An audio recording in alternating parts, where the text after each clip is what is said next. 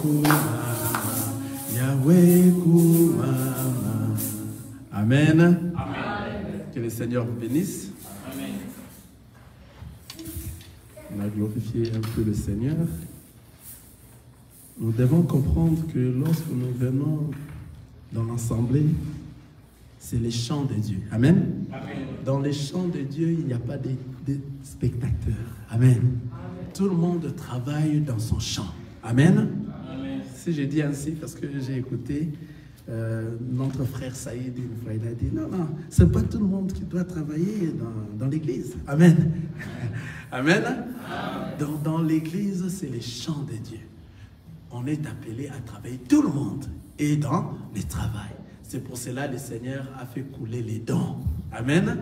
Il y a diversité de dons. Amen. Donc là où tu es dans le travail.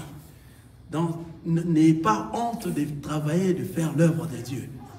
Dire à ton frère que nous allons aller là où moi je suis en train d'écouter la parole. Tu es en train de travailler. Amen. Amen. Ici dans l'église, déplacer les chaises, remettez dans des endroits où il faut. C'est ça, chercher à faire le travail dans l'ensemble, dans son champ. Amen. Amen. Travailler à la maison, c'est faire le bien à ton voisin. Alléluia. À commencer par ton premier voisin. Alléluia. Amen. Qui est ton premier prochain? Ton premier prochain, c'est ton corps. Amen. Amen. On a parlé l'autre fois ici. Qui est ton prochain? Ton voisin? Ton plus proche d'abord, c'est ton corps. Si tu commences le travail avec ton corps, tu sauras faire le travail avec les voisins de face. Quelqu'un est en train de voir ça? Donc, c'est-à-dire dans les champs de notre Seigneur Jésus, tout le monde travaille. Nous sommes tous au travail. On n'est pas des spectateurs à regarder que ce sont eux-là qui doivent faire ceci, ils doivent peut-être arranger cet endroit, ils doivent peut-être déplacer les chaises, ils doivent peut-être... C'est parce que ce sont eux, ils doivent venir attendre. Non. Tout le monde met sa main dans le champ. C'est pour ça qu'il dit, son champ est vaste, mais il y a peu d'ouvriers.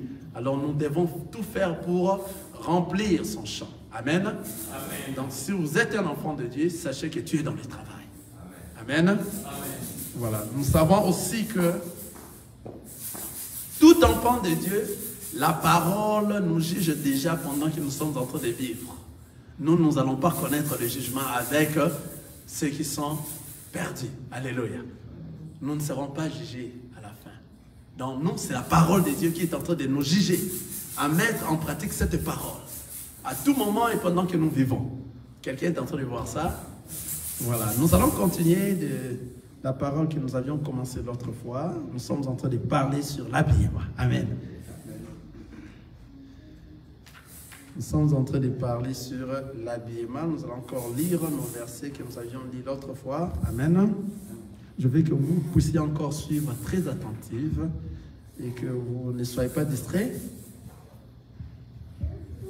Que vous soyez vraiment présents encore aujourd'hui, car peut-être le Seigneur va nous emporter par des révélations. L'autre fois, nous avions vraiment parlé dans la doctrine, malgré qu'il y avait un peu de révélations, mais quand même, on était vraiment dans la doctrine. C'est de la même manière que nous allons aussi essayer de parler aujourd'hui, mais peut-être nous serons emportés et de bien me suivre. Amen. Nous avions lu dans le livre de 1 Timothée, chapitre 2, le verset 9. Je vais la relire encore aujourd'hui.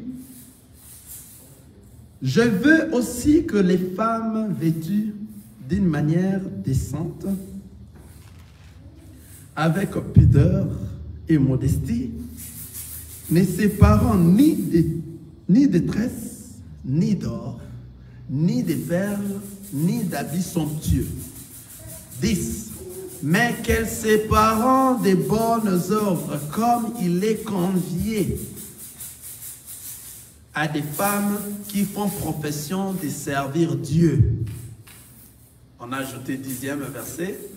Mais qu'elles séparant des bonnes œuvres, comme il convient à des femmes qui font profession de servir Dieu. Amen. Nous avions aussi lu dans Genèse chapitre 3. Nous avions vu l'histoire, comment est-ce que le serpent est venu, tromper par sa ruse Ève. Amen. Nous allons encore relire ça. Nous n'allons pas commencer au début, nous lisons le verset 7. Les yeux, Genèse chapitre 3, verset 7, les yeux de l'un et de l'autre s'ouvrirent, ils connurent qu'ils étaient nus, et ayant cousu de feuilles de figuier, ils s'en firent des ceintures. Alors, ils entendirent la voix de l'Éternel, Dieu, qui parcourait le jardin vers le soir. Et l'homme et sa femme se cachèrent loin de la face de l'Éternel Dieu, au milieu du jardin, au milieu des arbres du jardin. Mais l'Éternel Dieu appela l'homme et lui dit, « Où es-tu » Il répondit, « J'ai entendu ta voix dans les jardins et j'ai eu peur parce que je suis nu et je me suis caché. » Et l'Éternel Dieu dit, « Qui t'a appris que tu es nu? Est-ce que tu as mangé de l'arbre dont je t'avais défendu de manger? » L'homme répondit, « La femme que tu as mise auprès de moi m'a donné de l'arbre et j'en ai mangé. » Amen. Amen. Ça, c'est ce que nous avions lu l'autre fois. Amen. Ici, nous sommes en train de voir comment est-ce qu'après avoir mangé de l'arbre défendu, c'est à ce moment que Adam et Ève se sont retrouvés nus. C'est-à-dire, Adam et Ève avaient un habillement avant. Quelqu'un est en train de voir ça?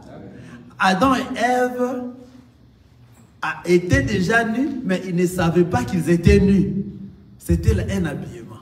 C'était l'habillement. Donc la nudité avant le péché, comme nous avions dit la fois passée,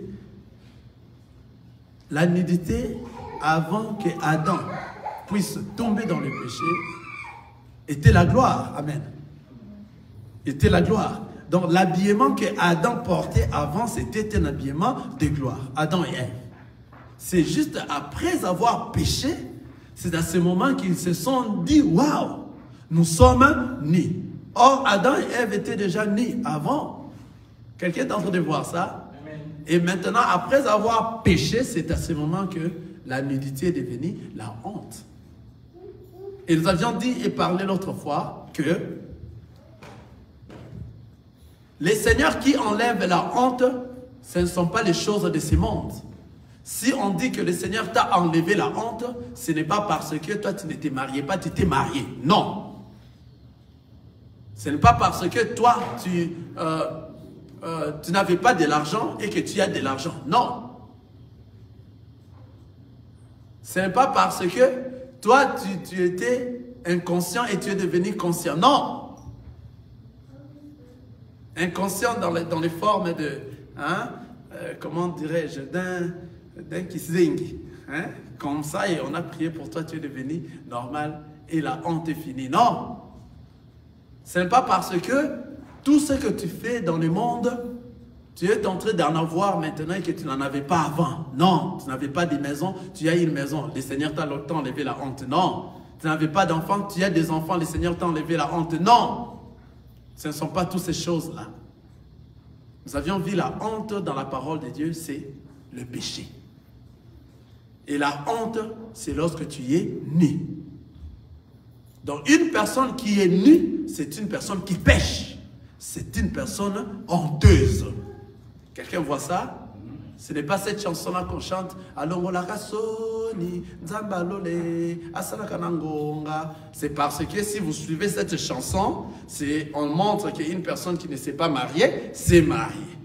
Non, ce n'est pas ça, enlever la honte. Si le Seigneur t'enlève la honte, tu n'auras plus honte. Quelqu'un voit ça? Il va te donner la gloire pour de bon. Une fois que la honte t'a quitté, tu es une personne de gloire pour de bon. La honte ne va plus revenir. Alléluia. Imaginez-vous, toi à qui tu croyais que toi tu y es, le Seigneur t'a enlevé la honte. L'exemple que j'avais donné l'autre fois, ici. Et que tu as mis au monde, tu ne mettais pas au monde. Et que tu as mis au monde un enfant qui a beaucoup de malformations. Si les gens veulent venir regarder cet enfant, tu auras toujours la honte. Donc la honte continue. Vous comprenez cela?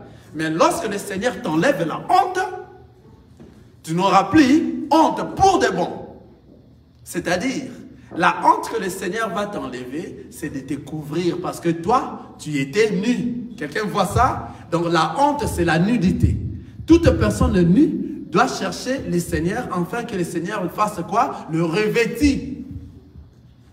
Quelqu'un voit ça? Une fois le Seigneur t'a revêtu, tu ne seras plus nu. Tu seras porté d'un habit de gloire. Et l'enlèvement de la honte, et le Seigneur va t'enlever la honte, c'est-à-dire, toi tu as la vie éternelle. Quelqu'un voit ça? C'est-à-dire, ce ne sont pas des choses qui vont se passer dans ce monde. Le Seigneur va t'enlever la honte lorsque tu t'approches auprès de lui et il va t'habiller d'un habit qui va te donner la gloire. Et lorsqu'il t'habille de cet habillement, c'est ce que nous avions dit la fois passée, le vrai habillement de notre Seigneur Jésus-Christ, c'est sa parole. On s'habille de la parole de notre Seigneur Jésus-Christ. Amen. Voilà. On est ici dans Genèse chapitre 3, le verset 7. On a vu que les yeux de Adam et Ève se sont ouverts et ils ont connu le bien et le mal et ils se sont dit, waouh, nous étions nus. Et ils avaient maintenant honte parce qu'ils ont péché. C'est-à-dire la nudité, c'est le péché. Si tu pêches, c'est-à-dire toi tu es nu. Quand tu es nu, il faut que le Seigneur puisse te revêtir. Mais comment? Amen. Ici, nous sommes en train de reprendre ce que nous avions parlé la fois passée. Adam et Ève ont péché et se sont sentis nus. Comme ils se sont vus nus, maintenant ils doivent se protéger parce qu'ils ont maintenant honte. Ils doivent chercher à cueillir le feuille de figuier pour se couvrir. Alléluia. En cherchant à cueillir le feuille de figuier pour se couvrir, c'est ce que nous avions dit la fois passée. C'est le monde. Dans l'habillement d'Adam et Ève, c'est le monde qui est en train de cousir, de cousir des habits. Et ces habits du monde, les enfants de Dieu ne les portent pas. Parce que les enfants de Dieu, nous sommes dans ce monde, mais nous ne sommes pas de ce monde. Quelqu'un voit ça? Les habits de ce monde, c'est-à-dire Adam et Ève, malgré qu'ils se sont cousus des habits, et ils ont porté ces habillements. Cet habit qu'ils ont porté, ils étaient restés seulement nus. Est-ce que quelqu'un voit ça? C'est-à-dire, si toi tu t'habilles de l'habillement du monde, tu es toujours nu. Le monde ne donne pas des habits. Nous avions dit que Adam et Ève, le dimanche passé, on a dit Adam et Ève, ce sont vraiment des couturiers, mais des mauvais en fait. Des mauvais couturiers. Donc, c'est-à-dire, les mondes sont des mauvais couturiers. En suivant les mondes, vous n'allez pas s'habiller. Vous allez s'habiller à la manière du monde. La manière du monde n'enlève pas la honte, tu restes nu. Or, lorsque tu restes nu, tu es un homme pécheur. Tu ne vas pas hériter le royaume des cieux. Or, si le Seigneur t'est vêtu, il va te vêtir d'un habit qui va t'enlever la honte éternellement. Quelqu'un voit ça? Maintenant, les habits sont Dieu, ce sont ces habits que Adam et Ève se sont cousus. C'est l'habillement du monde. Nous, en tant que les enfants de Dieu, nous sommes dans le monde, mais nous ne sommes pas de ce monde. Nous allons avoir un habit que le Seigneur Dieu lui-même va cousir pour nous, afin qu'il puisse nous revêtir. C'est ce que nous avions dit la fois passée. Cet habillement aura des qualités. Des qualités de ces habillements ne sera pas de la même chose que aux qualités des habillements du monde. Hier, nous étions dans la fête. Nous y avons vu. Nous devons parler aussi. Amen. Nous avions vu comment est-ce que le monde s'habille. Tu regardes comme ça, tu dis, oh my God. Tu regardes, oh my God. Tu n'arrives plus à regarder. Je me suis d'ailleurs mis assis pour ne plus regarder toutes ces histoires-là, afin que ça ne me trouble pas. Parce que je ne veux pas que mes yeux regardent ces choses-là. C'est pour cela, souvent, lorsqu'on appelle des hommes de Dieu dans la fête, ne partez pas à cause de toutes ces choses-là. Vous voyez, nous partons parce que nous sommes dans une communauté par rapport au monde et que nous devons être aussi avec les autres. Mais ce qui se passe dans des fêtes nous surpasse. On n'arrive plus à regarder. Nos yeux n'arrivent plus à regarder des mauvaises choses. De la même manière que nos bouches n'arrivent plus à parler des mauvaises choses. Alléluia. Amen. On regarde comme ça, on se dit, waouh, c'est comme ça. Mais si vous regardez, ce sont nos frères et nos sœurs qui se disent frères et sœurs, qui partent aussi à l'église chaque dimanche. Amen. C'est en tout cas un peu difficile. Parce que nous sommes en train de parler des habits. C'est pour ça que je vais parler sur ça aussi, l'habillement. Cet habillement que nous avions vu hier n'était pas conforme à la parole de Dieu. Ça, ce sont des habillements d'Adam et Ève. En réalité, suivez maintenant, l'habillement que Adam et Ève ont fait, ils se sont fait couverts, c'était la loi. Quelqu'un voit ça? Parce que la loi n'a pas amené la perfection. Dans la loi de Moïse, malgré cette parole, malgré que les prophètes ont prêché, ils étaient toujours nus en fait. Quelqu'un voit ça? Lorsque Adam et Ève sont en train de cueillir les feuilles pour se vêtir, c'est-à-dire c'est dans la loi. Ici, il y avait des dispensations déjà au commencement. Quelqu'un est en train de voir ça? Il y avait des dispensations au commencement. Le fait de cueillir le feuille et de le mettre, c'est la loi. Le fait que Dieu a tué maintenant un animal pour leur vêtir des vêtements de peau, c'est le Seigneur Jésus-Christ, c'est le témoignage. Quelqu'un est en train de voir ça?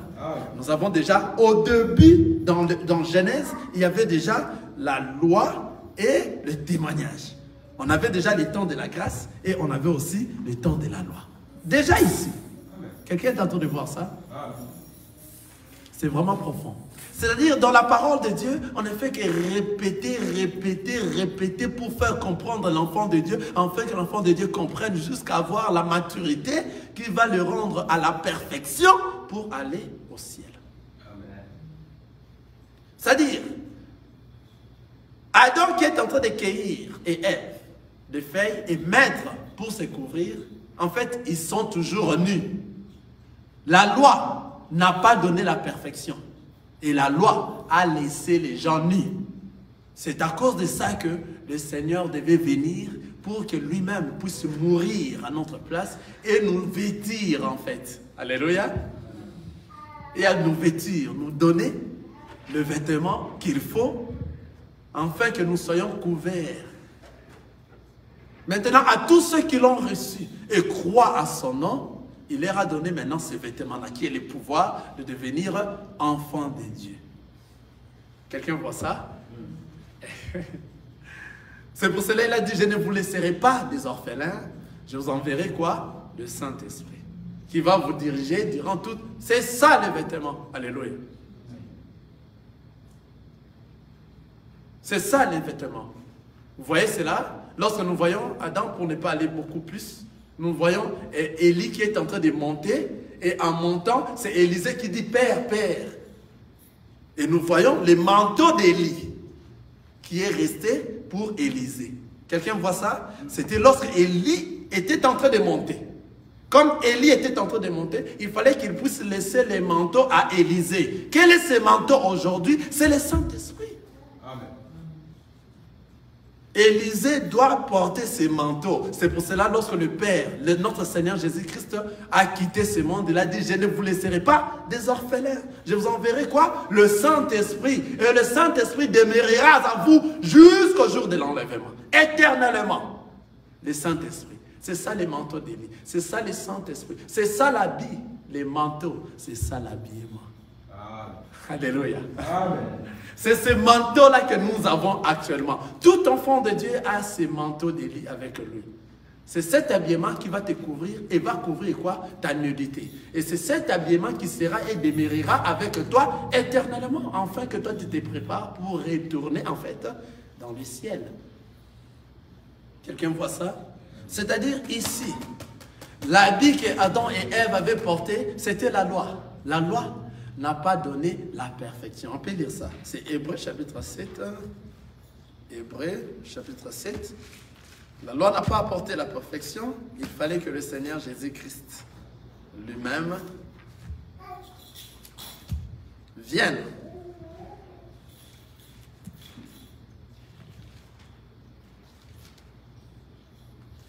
D'abord, regardez, ici je vais lire Hébreux, je m'excuse, Hébreux chapitre 1, regardez, Hébreux chapitre 1, le verset 1. Après avoir autrefois, à plusieurs reprises et de plusieurs manières, parlé à nos pères par les prophètes, Dieu, dans ces derniers temps, nous parle par le Fils, qu'il a établi héritier de toutes choses, par lesquels il a aussi créé le monde. Aujourd'hui, le Seigneur nous parle par son Fils, après avoir l'autre fois parlé à nos ancêtres par les prophètes, qui était la loi. Et cette loi-là les a laissés nus. Cette loi-là, c'était les vêtements qu'Adam et Ève avaient cousus. Malgré qu'ils ont cousu ces vêtements, ils étaient restés nus. Il fallait maintenant que le Seigneur Jésus-Christ vienne. Amen. Nous lisons dans Hébreux chapitre 7. Hébreux chapitre 7.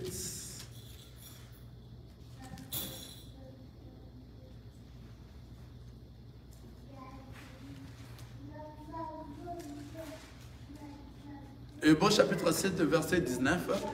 Car la loi n'a rien amené à la perfection et introduction d'une meilleure espérance par laquelle nous nous approchons de Dieu. Et comme cela n'a pas eu lieu sans serment, la loi n'a rien amené à la perfection. C'est-à-dire la loi avait laissé le peuple nu. Pour que toi tu aies la perfection, il faut que toi tu sois habillé. Le vêtement que le Seigneur doit maintenant t'habiller va te couvrir.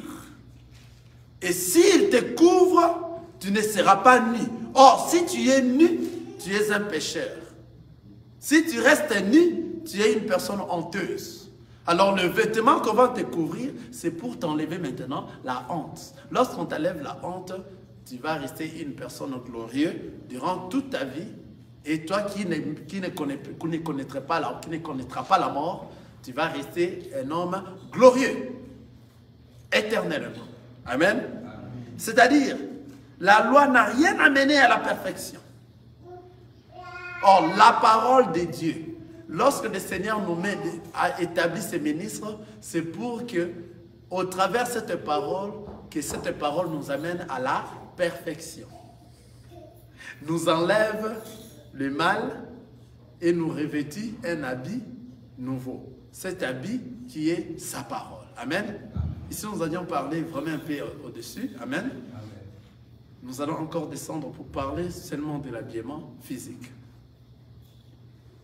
Nous voyons que lorsqu'on est en train de parler de l'habillement, on ne parle pas seulement d'habillement que nous portons. Alléluia. C'est pour cela, des fois, Dieu est en train de parler dans sa parole que les femmes ne mettent pas les habillements d'hommes et que les hommes ne mettent pas ceux des femmes. Ça parle de beaucoup de choses. Alléluia. De beaucoup de choses. C'est-à-dire, la femme ne peut pas être un homme et un homme ne peut pas être une femme. Mais dans les temps que nous sommes en train de voir, il y a des femmes qui font tout pour devenir des hommes. On les appelle des homosexuels, n'est-ce pas? Et il y a des hommes qui veulent devenir des femmes. On les appelle des lesbiennes. Des lesbiennes? Des gays. On les appelle des gays. Et nous voyons, il y a aussi des hommes qui font des transgenres. Hein? Ils veulent transgender. Voilà, ils veulent changer leur sexe à devenir des femmes. Des hommes qui veulent devenir des femmes et des femmes aussi qui veulent devenir des hommes. Ah. Mais ici, on a dit, les hommes ne peuvent pas mettre le vêtement des femmes et les femmes ne peuvent pas mettre le vêtement des hommes. Ah, attention dans la parole de Dieu. La parole de Dieu, lorsqu'on est en train de lire, ne croyez pas tout est physique. Non. Si Dieu a mis ça comme ça, il savait qu'il y aura un temps, dans les derniers temps, les gens commenceront à faire de ce qui s'est passé où au Sodome et Gomorrhe. C'est ces temps ici que nous sommes en train de voir tout ça. Et Dieu avait déjà interdit ça. Maintenant, il faut avoir l'œil pour voir qu'est-ce qu'il dit lorsqu'il dit les vêtements d'hommes et les vêtements des femmes. N'allez pas directement aux vêtements physiques. Tu vas taper à côté. C'est-à-dire ton corps, lorsque nous avions dit Adam, avant qu'il puisse pécher, son corps, il était dans la nudité, mais c'était un vêtement. Mais un vêtement de gloire, en fait. C'est après maintenant le péché qu'il s'est dit, waouh, je suis nu. Ce corps-là est devenu un corps de péché. Pourquoi? Parce qu'il a péché. Il a maintenant honte. Quelqu'un voit ça? C'est maintenant ce corps ici que le Seigneur a dit, c'est le vêtement. Ne mettez pas le vêtement de la femme et la femme ne mettez pas le vêtement d'homme. C'est pour ça aujourd'hui, parce que le péché est accru, nous sommes en train de voir des femmes qui veulent devenir des hommes. Il y a les transgender.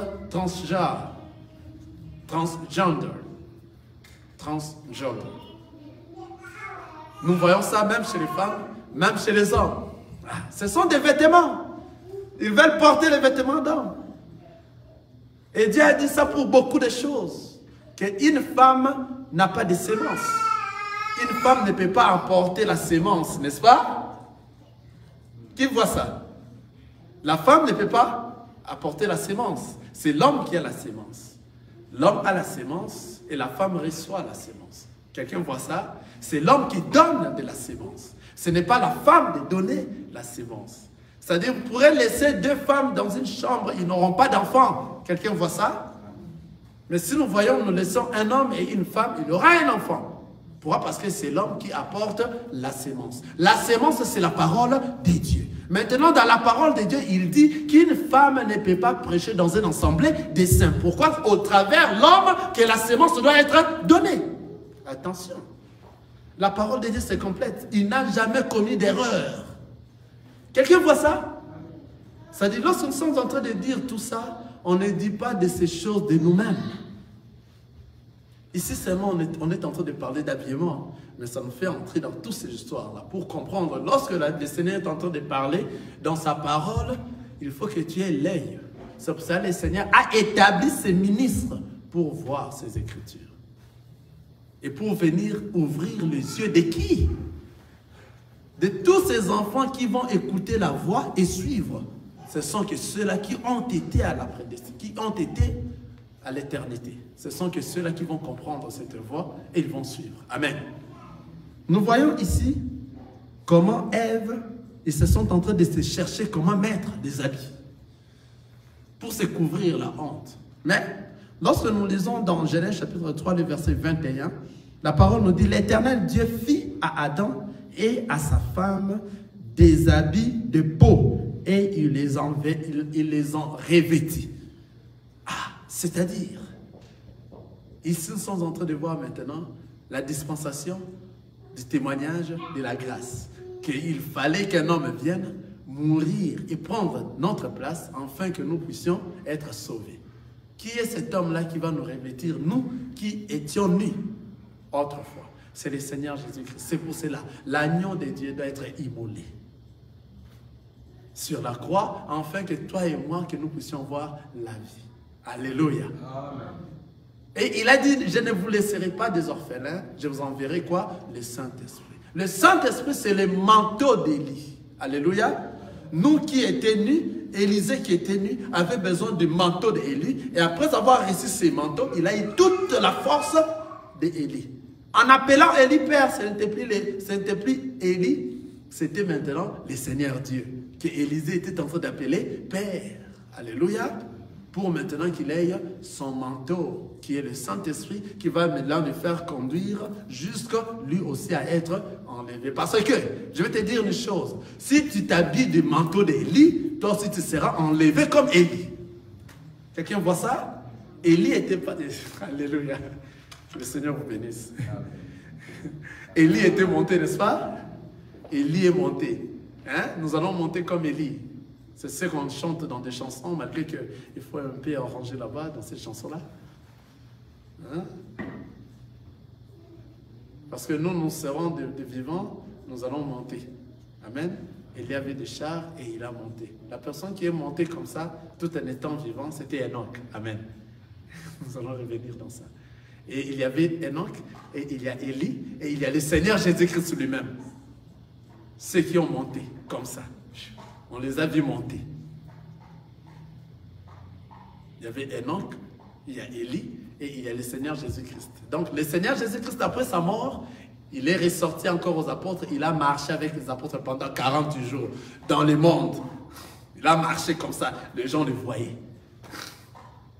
Donc la mort n'avait plus de force. Et après les 40 jours, il est monté comme ça. On l'a vu monter. Et il y avait des anges qui sont descendus, qui ont dit aux disciples, de quoi est-ce que vous regardez comme ça? De la même manière qu'il est parti, c'est de la même manière qu'il va revenir. Vous voyez? Voilà, pour avoir maintenant la puissance de monter, il faut s'habiller de son manteau. Il faut que tu t'habilles de son manteau. Si tu n'as pas son manteau, tu ne sauras pas monter. Or, son manteau, c'est quoi? Il nous avait promis, je vous enverrai quoi? Le Saint-Esprit. Et le Saint-Esprit va vous diriger éternellement. Le Saint-Esprit demeurera à vous éternellement. C'est ça les manteaux. Alléluia. Et ce manteau va nous amener vers le ciel. Toute personne qui a les manteaux d'Élie va monter comme Élie. Alléluia. Même si tu mords physiquement, on nous a dit dans la parole, les morts seront ressuscités pour l'enlèvement. Les morts en Christ, je les confirme, les morts en Christ seront ressuscités pour l'enlèvement. Et nous qui serons restés dans cette époque-là, l'époque d'enlèvement, nous allons monter par la suite. Parce que ce ne sont que ceux qui auront les manteaux, cet habillement. Quelqu'un a vu cet habillement? Les manteaux d'Élie, ce sont que ceux-là qui vont monter comme Élie. Or, le manteau d'Élie, c'est le Saint-Esprit. C'est ce qui nous fait conduire, afin que nous discernions le bien et le mal. Là où il y a le mal, nous n'allons pas aller. Nous allons rester dans le bien. Amen. Nous allons rester dans le bien. Parce que nous savons de quel habit que nous portons. Amen. Quelqu'un me dit, mais comment il commence à parler de ses habillements? Moi, je croyais l'habiller de pantalons, l'habiller de chemises, mais il commence à parler de ces choses comme... Amen. Ce sont ces choses ici qu'on a parlé dans la parole de Dieu. Alléluia. Ce sont ces choses ici. Car toute parole de Dieu, c'est pour édifier le peuple de Dieu, pour retourner à la maison. Toute parole est inspirée. Ce n'est pas pour rien qu'on a parlé de l'habillement dans la parole de Dieu. Amen. Il est en train de nous rejoindre toujours à lui-même, qui est le Seigneur Jésus-Christ. Alléluia. Voilà. Il nous dit de ne pas mettre des habits somptueux. Et il nous dit de rester dans la décence, la modestie et pudeur. Pudeur. Avec pudeur, décence et modestie. Voilà. Pudeur, décence et modestie. Ici, dans pudeur, décence et modestie, cela veut dire dans toute forme d'habillement que nous, en tant que chrétiens, nous allons mettre, nous allons rester dans la pudeur, dans la décence et dans la modestie. 3 choses. Il a dit de ne pas tresser les cheveux. On dit ça encore. Alléluia. Le Seigneur vous bénisse. Vous allez comprendre pourquoi il a dit ces paroles ici. Regardez. Il dit, je veux aussi que les femmes vêtues d'une manière décente, avec pudeur et modestie, ne séparant ni des tresses, ni d'or, ni des perles, ni d'habits somptueux. Amen. Et il dit, mais qu'elles séparant des bonnes œuvres, comme il convient à des femmes qui font profession de servir Dieu. C'est-à-dire, lorsque nous touchons ni des tresses, ni d'or, ni des perles, ni d'habits somptueux, nous sommes en train de voir du maquillage. Amen. en commençant par la chevelure, en commençant par les yeux et tous les autres. Comment est-ce qu'une femme doit se maquiller? En réalité, la femme que nous sommes en train de dire ici, c'est l'homme et la femme, physiquement comme ça. Pourquoi? Qu'est-ce qui nous montre que la femme qu'on a parlé ici, c'est l'homme et la femme? C'est parce qu'en Genèse, Dieu avait cousu un habit de peau pour l'homme et pour la femme. Quelqu'un voit ça? L'habit que Dieu avait cousu, c'était pour l'homme et la femme. C'est-à-dire, même la femme, même l'homme doit porter, et puis doit porter des habits avec pudeur, décence et modestie. Et tout ce que nous allons faire dans le monde, en tant qu'enfants de Dieu, nous devons le faire avec pudeur, décence et modestie. Dans ces trois choses. On te regarde, on voit directement l'image de notre Seigneur Jésus. On s'approche de toi, ta façon de parler directement, on voit ça. Et de toi-même aussi, lorsque tu es toi-même dans ta chambre, enfermé, tu es en train de craindre le Seigneur. Dans toi, tu as la décence, tu as la modestie et tu as la pudeur. Quelqu'un voit ça? C'est-à-dire, même ta façon de mettre tes cheveux.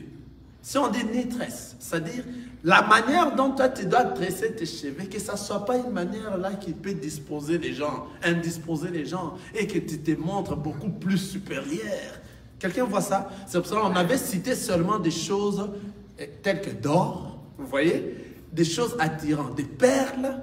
Si on te dit, toi tu es une perle, donc tu es une chose beaucoup plus valeureuse. Quelqu'un voit ça? Une chose qui a beaucoup plus de l'importance. Mais il nous dit quoi? De rester dans la décence, dans la modestie et dans la pudeur. Un enfant de Dieu ne peut pas mettre des crayons là, comme ça, comme un démon là. Non, non, non, non, non. Non. Un enfant de Dieu ne peut pas se maquiller comme ça. Jamais. Ne peut pas mettre beaucoup de donc, ici, on ne parle de l'exagération. Non. Des make-up. Des make-up. Hein?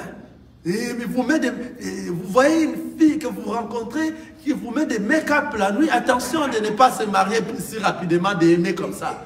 Hein? Vous allez dormir avec lui le matin, et elle va se laver comme ça, tu vas fuir. Il faut faire attention. Le monde est devenu maintenant terrible. Le make-up. Mettre les make-up, c'est corriger le Seigneur Dieu. Vous voyez? La manière dont le Seigneur t'a créé, c'était de cette manière-là. Après avoir créé l'homme, il dit qu'il a bien fait, qu'il était bon, il était dans la joie. Après avoir créé toutes choses, le Seigneur était content. Je l'ai très bien fait. Lui-même, après avoir fait ceci, il dit, je l'ai très bien fait. Alléluia. Après avoir créé toutes choses, le Seigneur disait, je l'ai très bien fait. Maintenant, qui es-tu de corriger Dieu? Et étant maintenant enfant de Dieu, tu vas marcher par rapport à la parole de Dieu parce que toi, tu as l'habillement. Tu t'es couvert. Tu n'es plus nu. Alléluia. C'est cet habillement qui va te conduire. Alléluia. Toute ta vie. Ici, on parle souvent de l'extravagance. Quelqu'un comprend? De l'extravagance. Tu connais que tu dois peut-être tresser tes cheveux, mais tu les fais extravagants. Que ça attire tout le monde et que les gens vont me voir. Toi-même, tu t'es dit, lorsque tu te mires, tu t'es dit en se mirant, tu dis aujourd'hui, bah ressentir. Vous voyez? Tu t'es dit ça de toi-même déjà. Tu vois? Tu veux l'extravagance. C'est ce que la parole est. Donc l'exagération. Exagérer. Il y a une émission que je suis souvent. Malgré que la personne qui donne cette émission, beaucoup des hommes de Dieu passent dans cette émission, beaucoup vraiment des hommes de Dieu, même des assemblées des saints, surtout des assemblées des élus. Mais la présentatrice de cette émission, elle semble connaître vraiment beaucoup la parole. Mais si tu vois sa façon de se maquiller, mais aucun homme de Dieu ne parle de tout ça. Et vous allez voir des crayons là-bas, des rouges à lèvres, tout. Moi je me dis, mais elle passe une très bonne émission. Une très bonne émission de la parole de Dieu. Vous voyez, nous la suivons en tout cas beaucoup. Mais sa façon de se présenter, moi-même, j'ai... Amen. Parce que je risque de ne pas suivre cette émission à cause d'elle. Et personne n'arrive à les dire que non, en tout cas, sœur, ici, il n'y a pas la décence, il n'y a pas la modestie, il n'y a pas la pudeur. Vous voyez? Sois simple. Les enfants de Dieu sont simples. Mais nous qu'est-ce que nous cherchons? Nous cherchons à être beaucoup plus attirants et que tout le monde nous voie. Alléluia. Et c'est pour satisfaire quoi? La chair, les corps. Tout ça, c'est les corps qui nous amènent à faire tout ça. Alléluia. On veut se mettre à la peau d'une personne riche, qui a beaucoup d'argent et qui a beaucoup d'abondance. Qui est beaucoup plus riche que notre Seigneur Jésus-Christ? Qui soulève sa main. Qui est le plus riche que lui? Mais la Bible nous dit, c'est lui qui est le plus riche de tout. Il s'est rabaissé de tout. Alléluia. Il s'est humilié de tout. Il était simple. Et il pourrait porter des habits que personne ne pourrait en avoir. C'est lui le plus riche. Mais pourquoi le Seigneur Jésus-Christ s'est rabaissé en s'habillant très simplement? Nous disons nous voulons être comme lui. Mais suivons le Seigneur Jésus-Christ. On se trompe de nous-mêmes. Tu veux être comme le Seigneur Jésus-Christ, les crayons là-bas, les rouges à lèvres, les colliers. Colliers. Beaucoup, tu te remplis, donc tu exagères, afin que tout le monde, tu impressionnes tout le monde en fait. Non, non, nous ne venons pas impressionner. Nous ne venons pas impressionner le monde. Alléluia. C'est pour cela, la parole nous a dit dans 1 Pierre, chapitre 3, Amen, le verset 3. 1 Pierre, chapitre 3, le verset 3.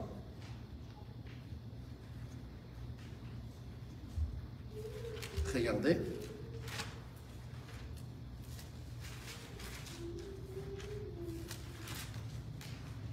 Pierre, chapitre 3, le verset 3. La parole nous dit, ayez non cette parure extérieure qui consiste dans le chevet tressé, les ornements d'or ou les habits qu'on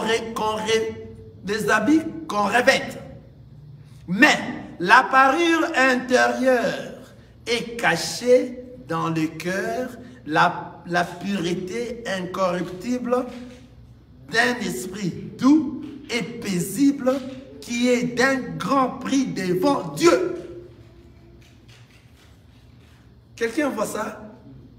Ne donnez pas l'apparence beaucoup plus extérieure pour montrer au monde ce que toi tu es. Plutôt, pour maintenant mettre toutes ces beautés, toute cette parure que toi tu veux le faire exhiber extérieurement, que ça soit intérieurement dans ton cœur. C'est-à-dire, ton cœur doit être revêtu de la parole de Dieu. De la parole de Dieu. Cette parure de beaucoup que toi tu veux faire montrer l'extravagance au monde, que tu apparais dans un mokili, que cela soit maintenant dans ton cœur, qui est caché. C'est cette parure-là que la parole nous dit. Mais la parure intérieure est cachée dans le cœur. La pureté incorruptible. La pureté incorruptible d'un esprit doux et paisible qui est d'un grand prix devant Dieu. C'est cette parure intérieure qui est d'un grand prix devant Dieu. Qu'est-ce qui est cette parure intérieure? C'est quoi ça? C'est la parole de Dieu. C'est la parole de Dieu, c'est la parure intérieure. C'est-à-dire, ce que tu veux faire voir à l'extérieur, la Bible nous dit, ayez non cette parure extérieure. Étant enfant de Dieu, ayez non cette parure extérieure qui consiste dans les cheveux tressés, les ornements d'or. Pourquoi on parle des cheveux tressés et des ornements d'or? On parle des choses qui sont beaucoup plus luxueuses. Quelqu'un voit ça? Lorsque tu te tresses d'une manière là un peu exagérée, tu es en train de se paraître au lieu d'être. Quelqu'un voit ça?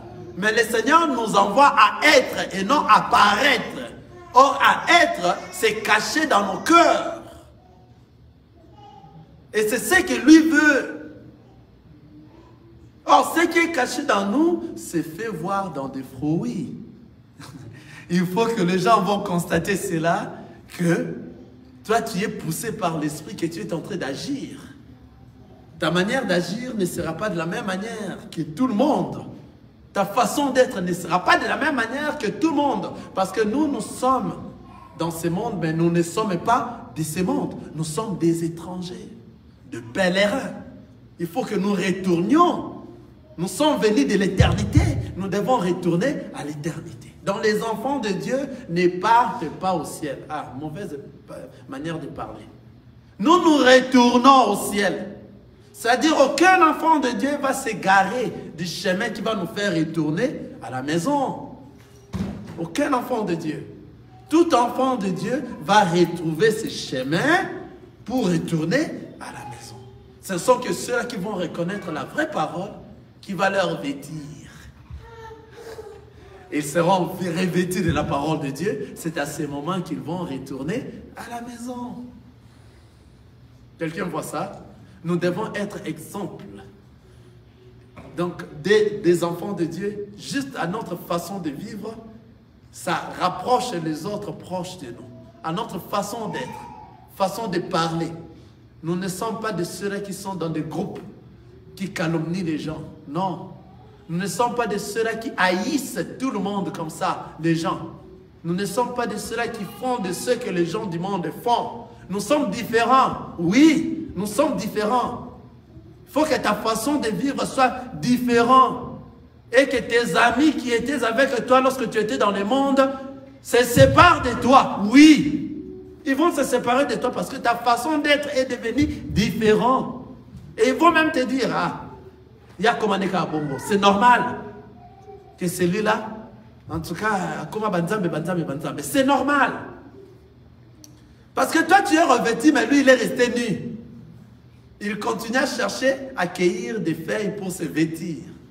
Mais toi, il y a une personne qui est venue mourir à ta place, afin qu'il te vêtisse, qu'il te donne la vie, et que tu ne restes plus nu, et que tu sois habillé. Et l'habillement que toi tu as, c'est un habillement éternel.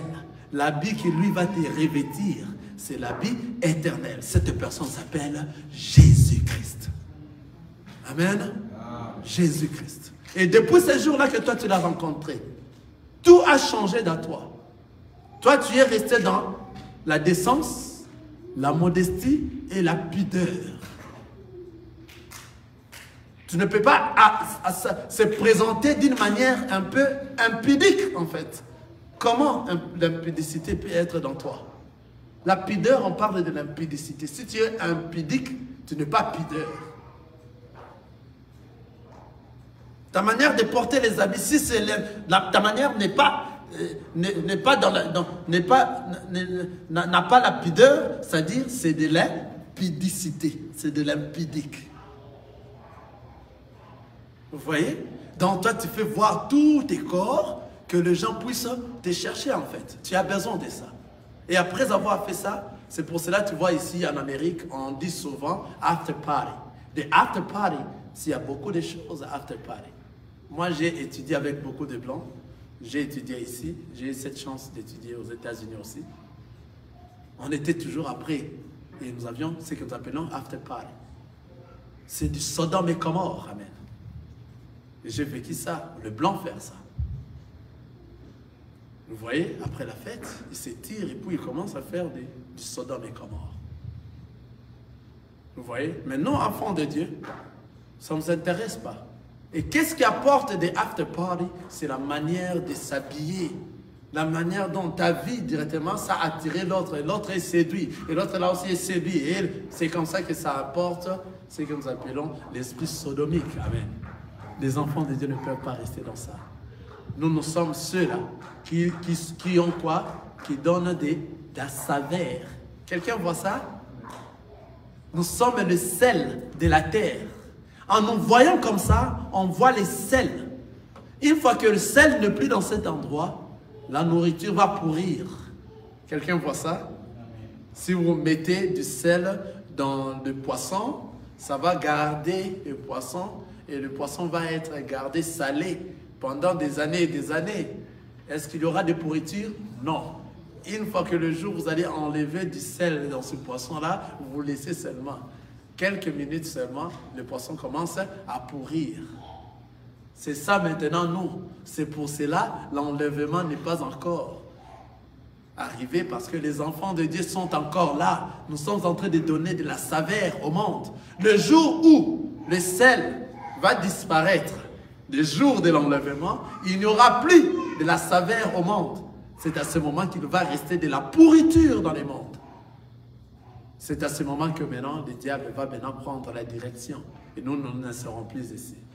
Sache que toi, tu es un enfant de Dieu. Sache que ta façon de se vêtir, de se maquiller, ta façon d'être, ta façon de vivre, il faut que tu te revêtisses de la parole de Dieu.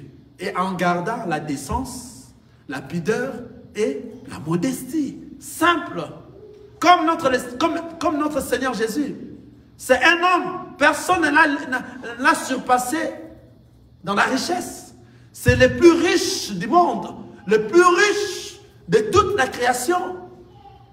Mais sa façon de se présenter sur la terre était simple. Simple. Lorsque tu vois déjà un enfant de Dieu qui se gonfle beaucoup, qui veut beaucoup se montrer, se faire voir, en réalité, il se dit enfant de Dieu par ses lèvres. Il ne l'est pas. Un enfant de Dieu a celui qui a l'enseignement, qui connaît ces choses, qui est allé à l'église et il a été enseigné. Et le Seigneur Jésus-Christ l'a convaincu que sa manière de vivre doit être différente et qu'il doit s'habiller d'une manière décente, avec modestie, avec pudeur. Que le Seigneur vous bénisse. Nazako matangai,